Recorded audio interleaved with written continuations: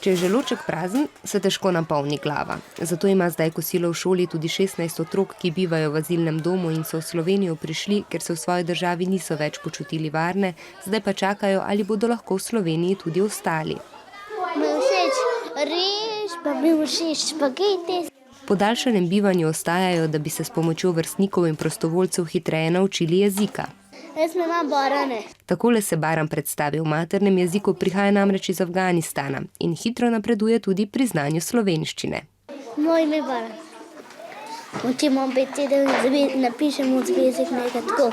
Zelo je pomembno, da se otroci igrajo s svojimi sovrstniki. Takrat so skozi igro se veliko tega naučijo, se bolj zabavajo, se naučijo, učiteljice jim pomagajo pri tem druženju.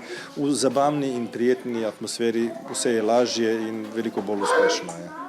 Po daljšanem bivanju nobenemu otroku ni dolg čas. Igram in nalogo delam. Ker osnovno šolo Livada obiskuje veliko otrok, ki so v Slovenijo prišli iz drugih držav, jim sošolci znajo pomagati, a s tem pridobijo tudi sami. Naučila sem se kakšne druge besede, pa kakšne druge igrice iz drugih držav.